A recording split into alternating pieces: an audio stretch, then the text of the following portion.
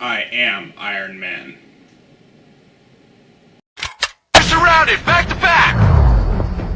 Alright guys, so after getting a bunch of crap and some loot crates, I finally got something really cool and kind of a rare item. This is a ballistically rated mask. It's a pretty heavy mask. It is a pretty rare item, so you're not going to see these very often. First thing is, this is level 3A ballistic rated, so 6mm thickness gives you protection for 44 Magnum. That's pretty cool. If somebody were to point blank shoot me in the face with a 44 Magnum, I will be safe. The intimidation factor is pretty high.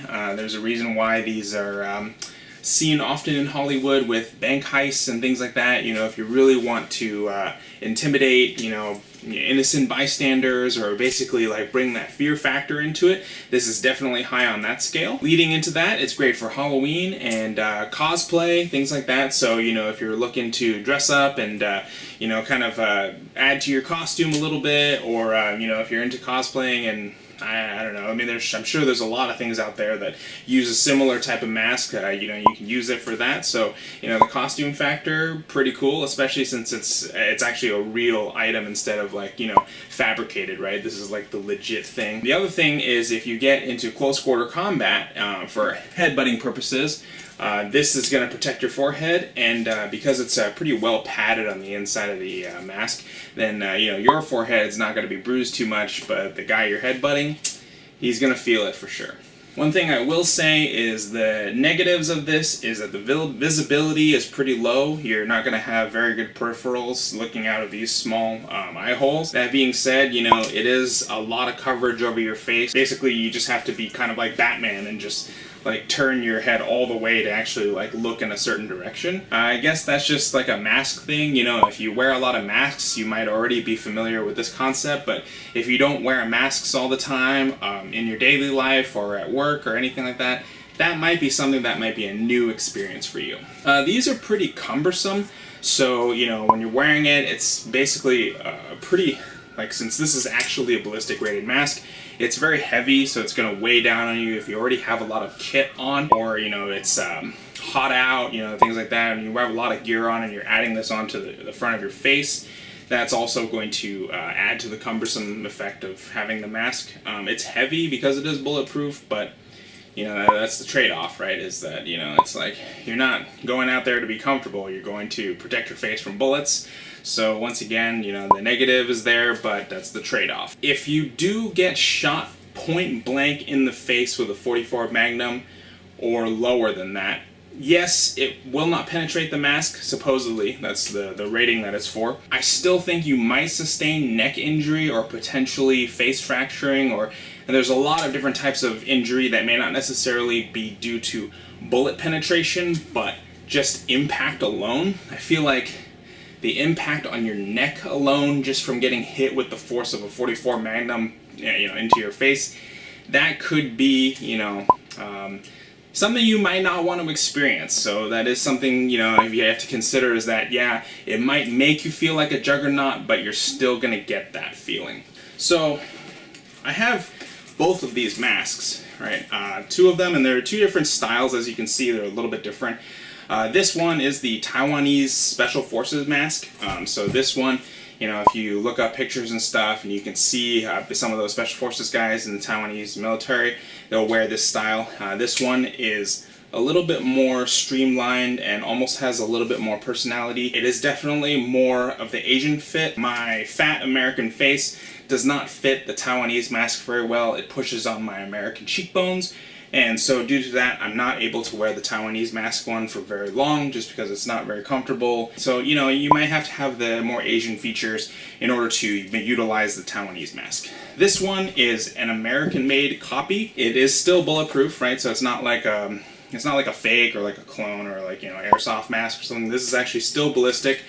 It's a little bit wider. I will say it's not as intimidating looking. I feel like the expression on the mask is a little bit flatter, whereas this one's a little bit more aggressive looking. So the guy who loaned these to me, he was kind of explaining that the Taiwanese mask one does have much more aesthetic appeal. It's sexier. I don't know that will actually get you more ladies, but it is much better looking than the US one. The US one doesn't really have much emotion, it seems a little bit more apathetic. If you're going for that kind of look, then this one might be the one for you. But yes, it does, you know, you don't really see much emotion with this. It's just very flat. It does, however, fit my face a little bit better, so I can actually wear that, being it has a little bit more relief in here. They both have the foam padding on the inside though, so that is nice and is very comfortable. Yeah, basically this one is just kind of like the American style, so you know, if you have a bigger, more Americanized face, then that might fit you a little bit better. But once again, you know, you gotta try them out for yourself and see which one works better for you. I wanted to mention as well, there's a few other different military forces that use these type of masks. One would be the UTARC Bolivian Military Police. Basically, the Bolivian president had like this special forces group that was under his control, but they were kind of known for like extreme brutality, and so basically having these masks just kind of increases that intimidation factor, as we talked about a positive earlier, but it also kind of gives them a lot of bad press. Especially there was a certain incident where they got caught on film by like some journalists who were like filming a botched arrest, and it just kind of went to shit. And I guess, you know, it's kind of like in the public when you see like these kind of rifles and stuff in like military police or police hands, it's like, you know, the aggressive factor is really high. Having a mask on like this probably just increases that intimidation factor. So, you know, you have to think like, I guess it almost brings that sort of like totalitarian force of like, you know, in the future when like the government controls every and any aspect of your life, and you have like, you know, you feel powerless, right? So it's like this kind of makes it even more so than you. I don't know. I guess it kind of like dehumanizes like the police, right? So like, I guess if these guys were coming after you with these kind of masks, you know, I'd probably shit my pants. You know what I mean? That's just how I feel about that. In any case, yeah, there are a lot of special forces around the world that are kind of utilizing this kind of stuff. And I guess it's, you know, it is for your protection, right? It is bulletproof protection, but once again, it also has that high intimidation factor, and that might not be good for, I guess, like public peace. These are also featured in a lot of Hollywood movies, like I mentioned before. You know, there's Heat. Heat's one of the really popular ones where, you know, they wear these masks and stuff for the bank heist, trying, you know, basically just concealing your identity. If it happens to be ballistic as well, that's going to be a big protection for you. So, you know, there's a couple different positives on that. I will say, though, if you're looking out for the police coming after you, the visibility factor is going to be a little bit limiting, so you may not be able to see out of your peripheral. And it's a trade-off, you know, and especially if you're trying to get away quickly, once again, that might be a little bit difficult. In video games, Rainbow Six Siege, the character Vigil, wears a mask that's kind of similar to this one. It's not exactly the same, but I will say that I think in the video game, it's not actually useful because you can still headshot Vigil with a pistol, and so this is technically supposed to be up to 44 Magnum, and I don't necessarily think that the pistols that are being used are basically more capable than a 44 Magnum, so in the video game, it's just aesthetics. It doesn't actually give you any better protection. Army of Two is another big popular video game with mask usage for bulletproof, and that's just like that aggro intimidation factor, you know. It's just these team of two guys, they wear the masks and they go out and execute missions. Kind of gives them that sort of like aggressive feel. Deathstroke, same thing, very intimidating character. You know, he's got a lot of intimidation factor, you know, with the sword and like the ninja stuff, and I guess that goes in with the mask, and it's like painted orange on the side, which, you know, kind of gives it that sort of badass look, I guess. So, you know, I mean, I guess there's just a lot of Hollywood references that kind of give it that. You know, like if you're gonna be wearing a mask anyway, or some kind of a disguise or something, or you just need something to cover your face from bullets, then you might as well use one of these. The other thing too is like right now with airsoft, you know, the sport, if you go out there and you don't want to get your face shot up with BBs, you know, this is a good protection for keeping your face beautiful, so you're not getting all these little red welts and stuff, and then you won't get the ladies. So I guess in a sense, if you look back at it, you know, the mask does help you get ladies, and the fact that it keeps your face looking nice so that when you show up, you don't look like you got stung by a bunch of bees or something. So that is one thing I will say, I guess, is that it does help with the ladies if you have a mask like this. I guess my final point here is, you know, if you have a mask like this, it can make it kind of tough to shoot with. So now we're talking, you know, shooting bullets and stuff out of rifles.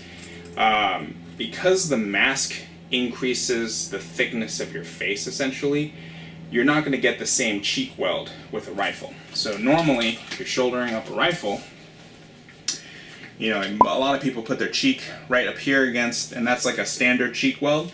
And that's not really going to fly if you have a mask, because the mask is going to increase thickness on your face, so you're going to have to be up higher, which means you won't have that same sight alignment with your optic. So one thing you will have to get used to is if you have the mask, one is you have very limited visibility, and if you are normally dipping your head forward with a rifle, you're going to have to shoot more upright, which means your optic's going to have to be mounted higher. I generally have most of my optics mounted pretty high. If you look at this gun here, it's got the riser and it's got the EOTech on top. That way my visibility is over my laser unit, and that way I can see it. And also it's for like if you shoot with night vision and stuff, having the goggles, you don't want your goggles to be like banging into your rifle, so having the optic mounted higher just makes it so I can keep my head upright and look through the goggles into the optic. And you know, if you happen to be wearing gas mask, ballistic masks, any kind of, you know, protrusion on your face or neck area, it's going to give you basically a little bit more relief right there. So that's kind of one thing that you have to consider is, you know, if you are shooting with masks, you have to either use higher mounted optics or laser systems to kind of help you shoot more accurately, or you can just spray from the hip if you're in a Hollywood movie. That's also another option. So yeah, now if I have both masks and I wear both of them at the same time, how does the math work in terms of ballistic protection? Is it 6 AA or is it 9A squared? Let me know in the comments what you think. Is it like wearing 2 condoms and getting double protection, or is that a negative? I don't know, I'll let you decide.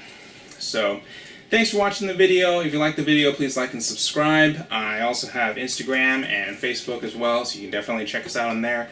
I try to post things on there that you're not going to see typically on the YouTube channel, so that is one thing, you know, definitely show me some love there. And yeah, just let me know what you think about ballistic masks in general, or if you shoot airsoft with masks, or if you have a real bulletproof ballistic mask, let me know. And yeah, I'd love to see what you think about it. Thanks for watching. We'll see you next time. So, is it like wearing 2 condoms? Is wearing 2 condoms even effective? I might have to try that out.